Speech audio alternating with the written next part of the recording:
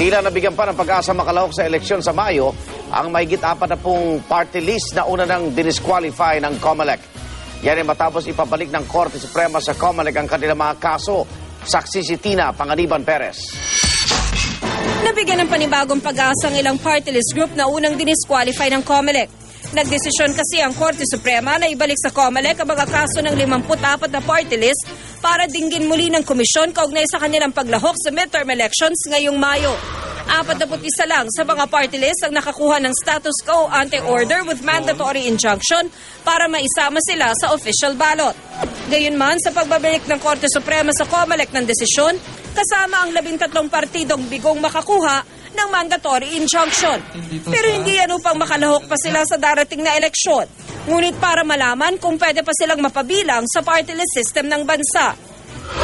Malamang nga under the decision, ang reading ko, initial reading is that yung 41 na yun, mukhang papayagan na eh. Pinatitignan lang sa amin kung meron doon hindi papasok doon sa 6 na guidelines. Tanggalin namin yun. Wala namang nakitang grave abuse of discretion ng Korte Suprema sa panig ng COMELEC nang i-disqualify nito ang mga party list.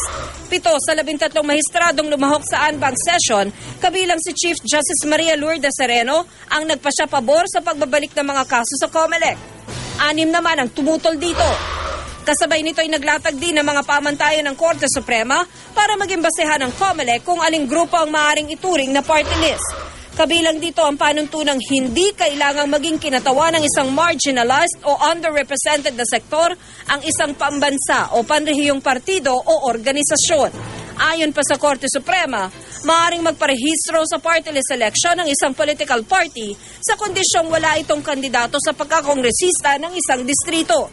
Kung may sectoral wing naman ang isang partidong may kandidato bilang kinatawa ng isang legislative district, ang naturang wing ay maaaring lumahok sa party list election. Dapat din daw karamihan sa mga miyembro at mga nominadong kandidato ng mga sectoral group ay nabibilang sa marginalized o underrepresented sector na kanilang kinakatawan. Ayon pa sa kataas-taasang hukuman, hindi dapat ma-disqualify ang isang partido o organisasyon kung na-disqualify ang ilan sa kanilang mga nominado basta may 5 pa itong nominadong kwalipikadong tumakbo. Sa April 16 pa, inaasahang masisimula ng COMELEC ang pagdinig sa mga kaso, pagbalik ng mga commissioner mula sa kanilang nakatokang trabaho sa overseas absentee voting. Ako si Tina Panganiban Perez, ang inyong saksi.